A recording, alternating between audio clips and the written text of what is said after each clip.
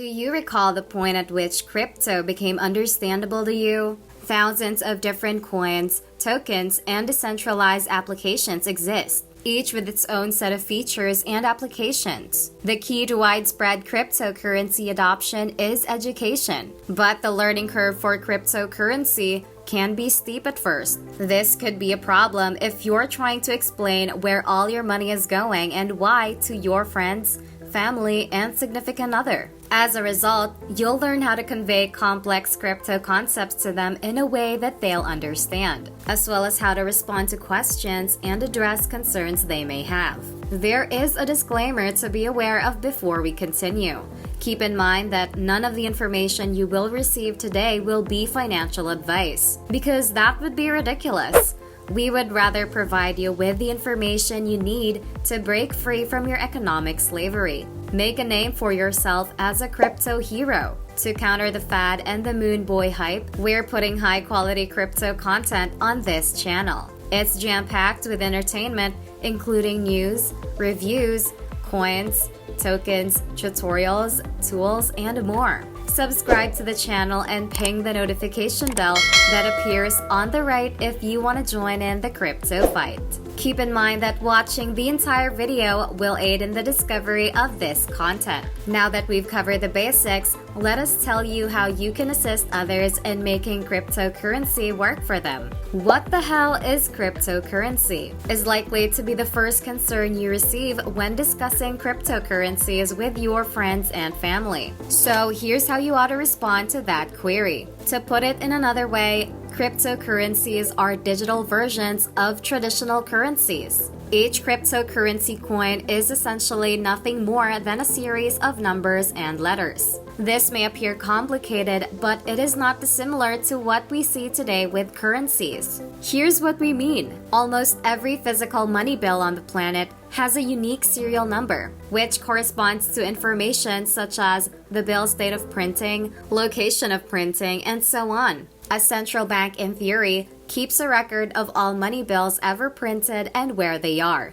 which it shares with smaller banks and the government. You'll notice an account number on your debit or credit card. You also have a password or PIN number to access the funds in that account. Because you had to provide personal information when opening an account, your bank branch knows your account number and name. The central bank and government are also given access to this data. Let's say your bank account number is 123 and you have a $20 bill with serial number ABC. The moment you deposit that bill into your bank account, your bank branch, the central bank, and the government will all see and confirm that the $20 bill ABC has been moved to bank account 123. Cryptocurrencies operate in a similar fashion. Almost every cryptocurrency, like regular bills, can be broken down into smaller chunks. Each Bitcoin can be divided into 100 million Satoshis, which are the equivalent of cents to a dollar. A Bitcoin wallet address is similar to a bank account, with the exception that it does not come with a physical card. You don't need to enter any personal information to open a Bitcoin wallet, so it's just an account number. This implies that, unlike a bank account, your identity is not linked to your crypto wallet. Most significantly, any cryptocurrency held in your personal wallet is held directly by you, rather than being held in a bank's supervision, as is the case with ordinary money in a bank account. Because you have complete control over your cryptocurrency wallet and transactions, no one can shut it down or block your transactions. The trade-off is that if you lose access to your Bitcoin wallet or forget to write down the recovery phrase,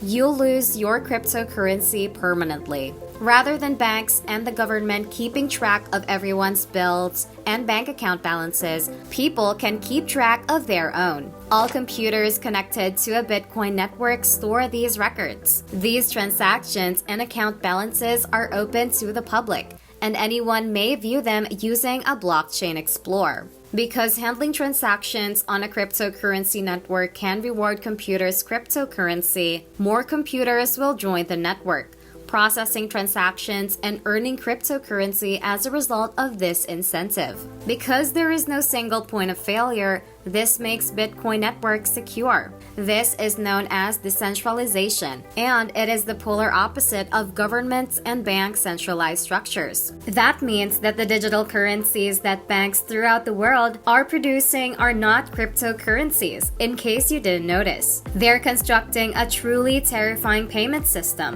Tell them that the Crypto Clips has a video about it on their YouTube channel, which you can find in the upper right corner of this page.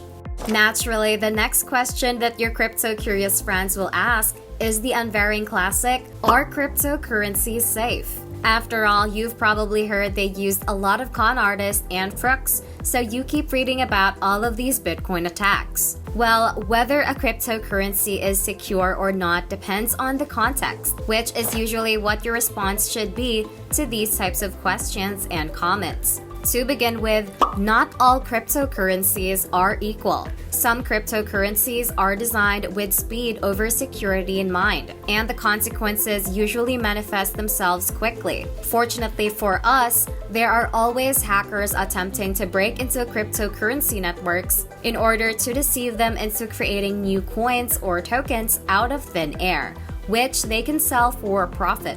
This may sound frightening, but it's no different than what banks and corporations face on a daily basis. When hackers succeed, the company that has been harmed usually improves its cybersecurity.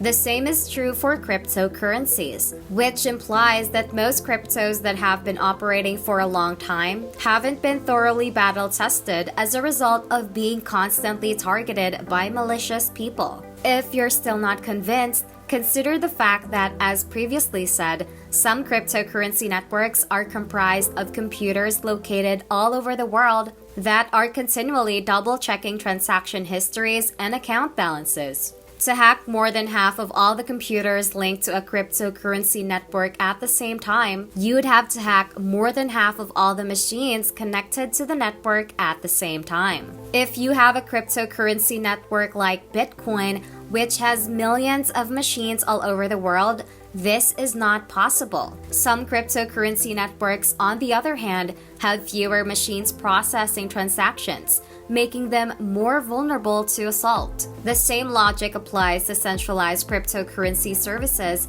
such as Bitcoin exchanges, which have experienced the majority of crypto attacks. These are far easier and more profitable to attack than a single cryptocurrency wallet, which is quite safe. That's why whenever possible, you should retain your crypto in your personal wallet and only trade or cash out on an exchange. And nothing beats a hardware wallet for self-custody. You can get a list of the finest on the market by clicking the link in the top right corner. When it comes to criminal activity, it's true that hackers' ransom demands frequently include some form of cryptocurrency.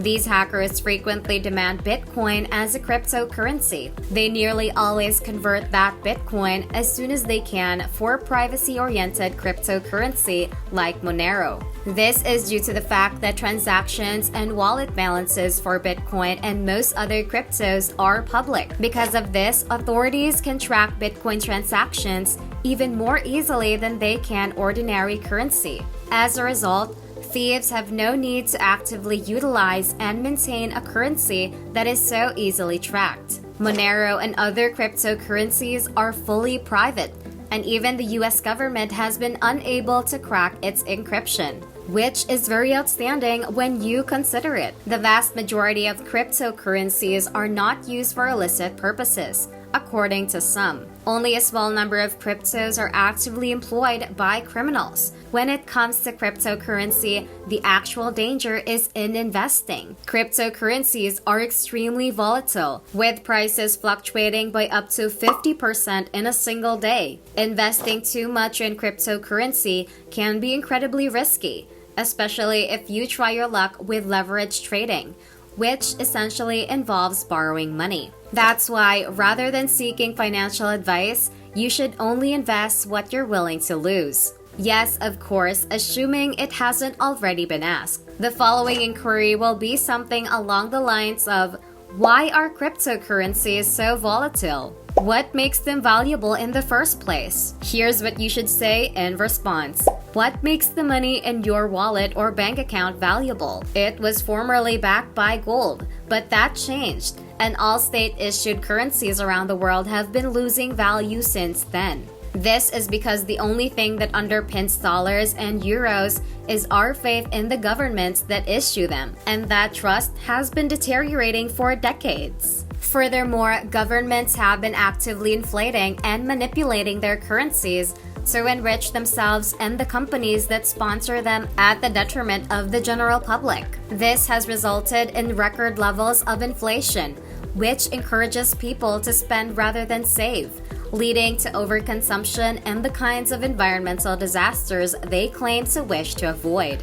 Anyway, after that rant, you usually move on to the question at hand. Because of what they do, cryptocurrencies are valuable. Obviously, the value of the cryptocurrency varies depending on which one we're talking about. Bitcoin is valuable since its BTC coin has a gold-like economic characteristics. It has a finite supply and only a little quantity of BTC is created each day, which is halved every 4 years, assuming that the demand for Bitcoin remains constant throughout time. This would result in Bitcoin's price doubling every 4 years. The demand for Bitcoin, on the other hand, has risen with time. As we become more aware of how vulnerable ordinary currencies may be, and as this awareness has been heightened by the current pandemic, simple economics dictates that when a limited quantity of anything exists, but demand for it continues to grow, prices will surely rise. Many investors, including myself, regard Bitcoin as a secure way to store money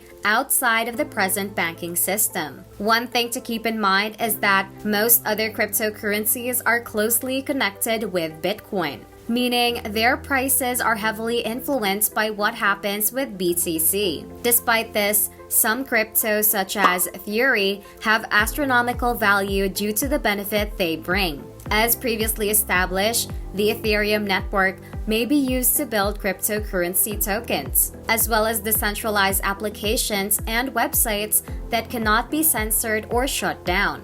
To pay for gas fees, all transactions related to creating and moving tokens, as well as interacting with these applications, require Ether. This means that if the Ethereum network grows in popularity, so does the need for Ether, and Ethereum has seen a lot of growth. Visa is experimenting with Ethereum payments using the USDC token. And the European Central Bank has even issued a bond on the Ethereum blockchain. The reason why the value of Bitcoin, Ether, and every other cryptocurrency varies so much every day is because no one really understands how much these technologies are worth. Stocks, gold, and even traditional currencies all vary on a daily basis for the same reason. But cryptocurrencies are even more volatile due to the revolutionary nature of what they accomplish. Cryptocurrency networks enable lending, saving, and borrowing without the use of an identity, credit score, or bank. They allow consumers to transact business directly with one another without the need for a middleman to take a share, potentially rendering service giants like Uber and digital giants like Facebook irrelevant. They allow communities to pool their resources and vote on how they should be spent, perhaps eliminating the need for governments and their corrupt officials. Cryptocurrencies could even be compared to a powerful alien technology that possess a threat to the ruling class's dominance. Now, this potential makes the average crypto investor very sensitive, since even the tiniest threat of a crypto crackdown causes the market to collapse. And even the most ridiculous rumor can cause a large market surge. However, in the long run, it is clear that crypto is growing, and that growth is unlikely to slow down very soon. After you've blown their minds with that analogy of the bank and cryptocurrency, you'll almost certainly get inquiries about Bitcoin, Dogecoin, and any other cryptocurrencies they've heard of. While you've recently heard of Bitcoin and Dogecoin, there are dozens other cryptocurrencies, just as there are hundreds of various traditional currencies, such as US dollars, euros, and the Chinese yuan, to name a few. The strange thing is that each cryptocurrency is unique, and not all of them are intended to be used in daily transactions. In general, cryptocurrencies are divided into two types: coins and tokens. Cryptocurrency coinage now belong to cryptocurrency networks established from the ground up, and from the ground up, this means that someone invested a significant amount of time and money into developing the code necessary to build a secure and stable cryptocurrency network. Cryptocurrency coins are the digital tokens that computers are issued when they perform cryptocurrency transactions. BTC, for example, is a cryptocurrency coin since the Bitcoin network was developed from the ground up, and BTC is supplied to the computers that process Bitcoin network transactions. Only a few dozen cryptocurrencies are coins because cryptocurrency networks are so difficult to build from scratch. The remaining tokens are digital currencies. Crypto tokens, unlike cryptocurrency coins, are simple to manufacture and can be done in minutes with little to no work. The tens of thousands of tokens are due to this. The NFTs you've been hearing about are cryptocurrency tokens that function similarly to digital certificates of ownership for physical or digital art. NFTs are just the beginning of what tokens can be used for. Circle, for example, is a cryptocurrency corporation that issues the USDC token. USDC is fully backed by real US dollars, meaning Circle holds $1 in the bank for every USDC in circulation. You may make USDC by giving them your money and then redeeming it for USDC. Paxos, another corporation, issues a cryptocurrency token known as PaxG. Each PaxG token is backed by 1 ounce of real gold held in a vault in London, and PaxG tokens can be exchanged for real gold or US dollars. The best aspect is that both Circle and Paxos are completely regulated in the United States and are routinely audited to ensure that their tokens are backed by adequate reserves. So, how's that for safety? Now, when it comes to security, the most crucial thing to know regarding cryptocurrency tokens is that many of them are simply scams. This is due to how simple it is to create cryptocurrency tokens. All a fraudster needs to do is establish a token, set up a pretty website, buy a few advertisings on social media, and pay a few new outlets to showcase their garbage coin, and they can make a lot of money off crypto newbies in no time. By this moment, you've most likely persuaded your crowd that cryptocurrency appears to be genuine. That means they just have one more inquiry for you. Which cryptocurrencies should I buy? Before you answer that inquiry, keep in mind that nothing you say to them should be regarded as financial or investment advice. Otherwise, if their crypto investments go wrong, you might end up in court. And even if you're legally protected, you could end up eating a knuckle sandwich or two if your advice leads them down a financial rabbit hole. As a result, you should normally respond that the cryptocurrency you choose to invest in is determined by your time frame and risk tolerance. The Bitcoin market appears to follow a 4-year cycle in terms of time. We're currently in a bull market, which means prices are steadily rising. The crypto bull market might collapse as early as this fall or as late as early 2022. And the chances of you selling your cryptocurrencies at their peak prices are limited to none. Although during this bull market, most cryptos have seen the majority of their gains. A return on investment of 2 to 3 times is still achievable, and it's even more likely if you opt to hold until the next crypto bull market. Fun fact: buying and storing cryptocurrency generates almost the same earnings as actively trading cryptocurrencies, which you should avoid unless you intend to make it your full-time profession. When it comes to risk tolerance, it may seem strange given that cryptocurrencies are dangerous investments. But even within the crypto market, there are different levels of risk. Logically, the more the risk you're willing to accept, the greater the potential payoff. Looking at the market capitalization of cryptocurrencies is now the simplest way to assess risk and return.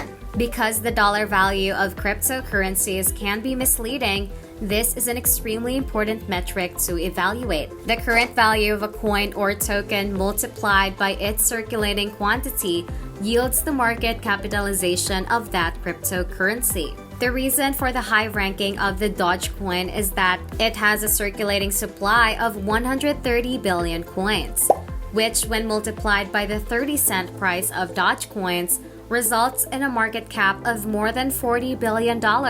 Now, you may believe that these coins provide an easy way to get rich quick, but getting to $1 would take an additional $80 billion in active investment, which unlikely to happen. The smaller the market cap, independent of its cash worth, the greater the potential for cryptocurrencies to rise. This is because it takes less money to boost its value. To give an extreme example, the Wi-Fi token is worth more than Bitcoin, but its market cap is 20 times smaller than Dogecoin's, implying that it would take less capital to drive up the price of Wi-Fi. With the exception of Dogecoin and few others, the majority of the cryptocurrencies in the top 10 by market capitalization might be considered low-risk investments. Bitcoin, Ethereum, and Cardano are expected to be around for a long time, and their value will likely double, if not triple, before the bull market ends. The remaining 90 cryptocurrencies in the top 100 could potentially rise of 3 to 5 times their current value.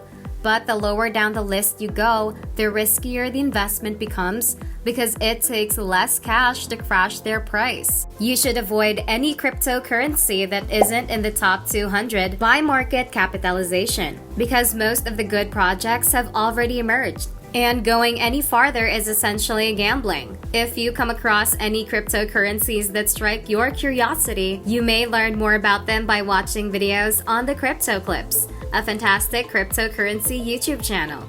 Tell them to start with our video on how to conduct your own research, which can be found by clicking on the link in the top right. That concludes today's tutorial on how to converse with no coin regarding cryptocurrencies. So if you enjoyed what you saw, please like it, subscribe to the channel if you're a crypto enthusiast, and feel free to share this video with your family and friends if you're feeling bored. I'd like to hear from you as well. So how do you respond to common cryptocurrency queries and concerns? Please let us know by leaving a comment below while you wait for our next feature to be released on air. Thank you for viewing and hope to see you again eventually.